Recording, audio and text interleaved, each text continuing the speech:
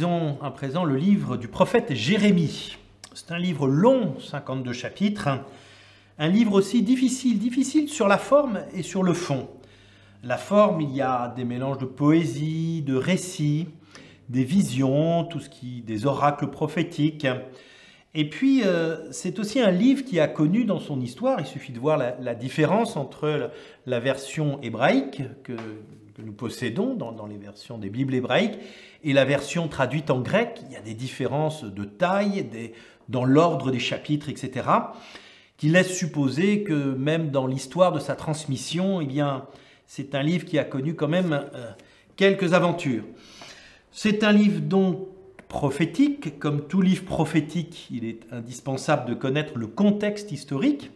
Le contexte historique, tout est centré sur la chute de Jérusalem, donc en 587 avant Jésus-Christ, par Nabuchodonosor, destruction de la ville et du temple.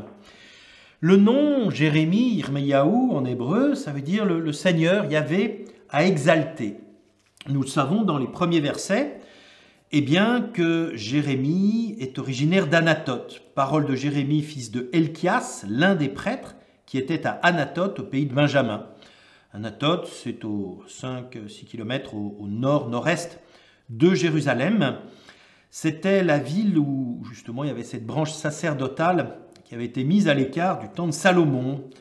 Donc il est marqué aussi un petit peu par cette opprobre. La parole du Seigneur lui fut adressée au temps de Josias, fils d'Amon, roi de Juda, la 13e année de son règne. Voilà un petit peu ce qui permet de saisir le temps de la vocation vers 627, 626.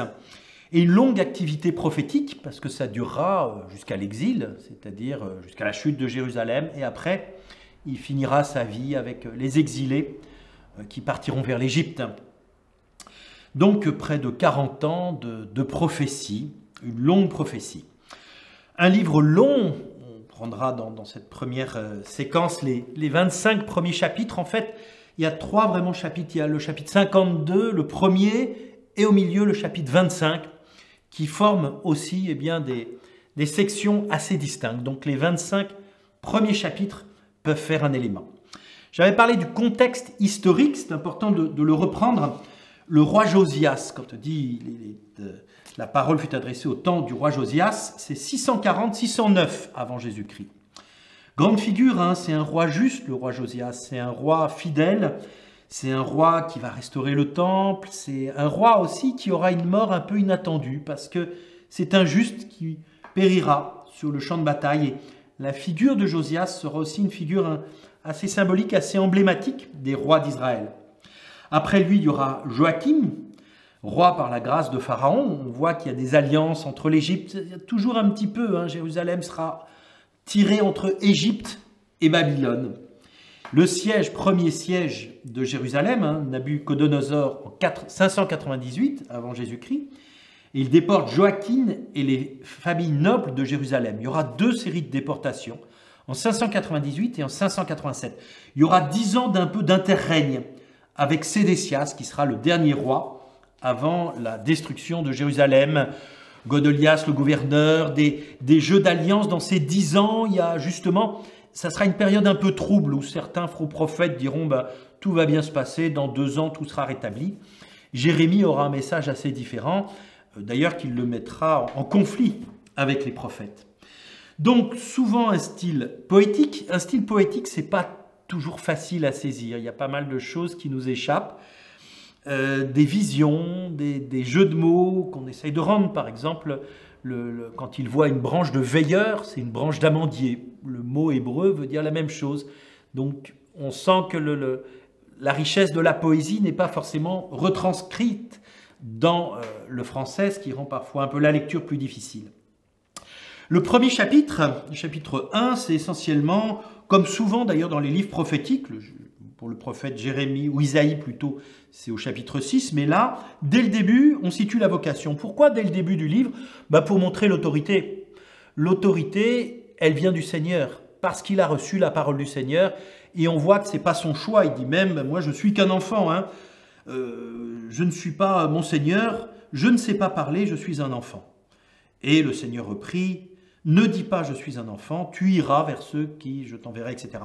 On retrouve un petit peu toutes ces vocations prophétiques, celle par exemple qu'on a pour Moïse. Moïse dit je ne sais pas parler, elle lui dit ça, le Seigneur lui dit en gros ça c'est mon problème, c'est moi qui te donnerai les moyens. La vocation du prophète Jérémie, elle est donnée par 4 verbes de destruction et 2 verbes de construction. Vois aujourd'hui, je te donne autorité sur les nations et les royaumes pour arracher et renverser, pour détruire et démolir, pour bâtir et planter. Bâtir et planter, ça vient à la fin. Les 4 premiers verbes, d'une certaine manière, anticipent ce que Jérémie va annoncer et ce qui va être vécu. La destruction de Jérusalem, son pillage, sa démolition, sa destruction. Et puis cette invitation, vous allez être dans un pays étranger pendant longtemps, eh bien, bâtissez des maisons, plantez des vignes, installez-vous pour un certain temps. Le retour ne se fera pas tout de suite. Ça, c'est le message de Jérémie. Message d'ailleurs qui sera difficile à passer. Donc cette vocation et puis toute une série d'oracles à partir du chapitre 2, des oracles contre Juda et Jérusalem, où Jérémie en particulier, dans les chapitres 2 à 6, dénonce la corruption générale, avec le conflit sur l'alliance et l'offre de retour. En clair, la situation qui est en train de se dérouler et que va subir Juda, Jérusalem, eh bien, elle est aussi le résultat de son infidélité à l'alliance. Et il va dénoncer en termes très forts, eh bien, cette infidélité. En particulier, au chapitre 7, ce premier sermon sur le temple, où Jérémie se tient à l'entrée du temple, et il adresse à la maison du Seigneur cette parole.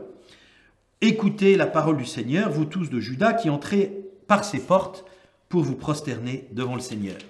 Et il va dénoncer l'hypocrisie en disant, vous faites confiance, en disant c'est le temple du Seigneur, c'est le temple du Seigneur, c'est le temple du Seigneur. C'est-à-dire quoi qu'on fasse, quoi qu'il arrive, le Seigneur nous protégera. Et il dénonce en fait leur comportement.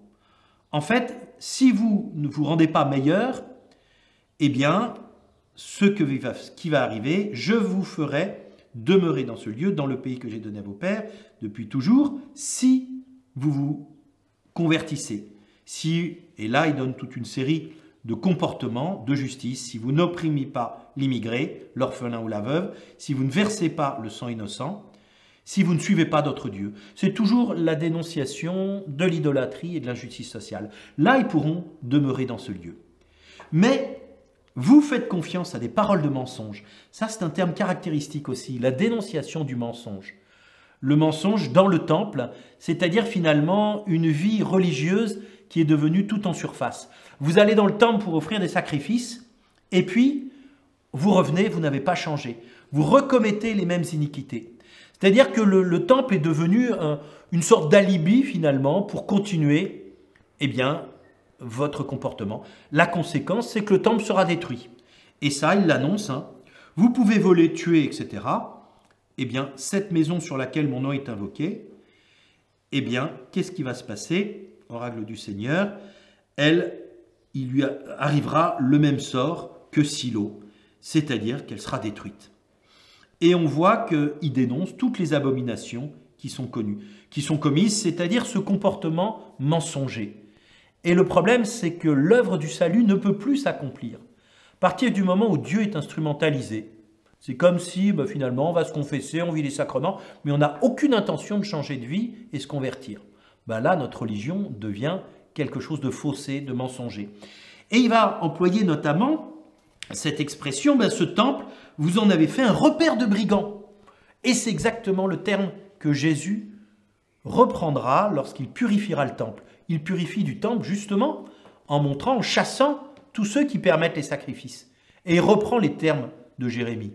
Finalement, ce temple, vous en avez fait un lieu de mensonge, un lieu d'hypocrisie. Ce temple sera détruit. Il sera détruit pour votre salut. Et ça, là aussi, montrer qu'à travers cette incompréhension que sera la destruction de Jérusalem, c'est vraiment l'œuvre du salut. Cette œuvre du salut, Jérémie, comme prophète, il va l'apporter dans sa chair. Il va être, et on va le voir, il y a des textes très personnels, ce qu'on appelle les confessions de Jérémie, où il crie vers le Seigneur sa souffrance. Il va porter avec son peuple cette souffrance. Il va être envoyé en exil, il va lui-même manifester d'une certaine manière dans sa chair tous les malheurs qui vont arriver. On voit que le message devient le messager lui-même. Jérémie est le message. Et il va le réaliser par un certain nombre de signes symboliques. Son célibat, il va être emprisonné, et puis il va réaliser à travers des paraboles déjà. Par exemple, le potier et la cruche brisée au chapitre 18, les invectives aussi qui vont être données, il va manifester à travers tous ces signes ce qui va se passer, ce qui va se réaliser. Et on arrive ainsi au chapitre 25, donc au terme de cette première partie où la prophétie s'achève par une vision, la vision d'une coupe, une coupe d'un vin de colère. Et c'est l'oracle de Dieu, prends de ma main cette coupe d'un vin de colère et fais-la boire à toutes les nations auxquelles je t'envoie. D'une certaine manière, ce châtiment que va subir Jérusalem, il s'étendra aussi aux nations. Et ça sera l'objet de la seconde partie du livre, avec toute la mésaventure de ce qui va arriver à Jérusalem et que va subir aussi Jérémie. À suivre donc.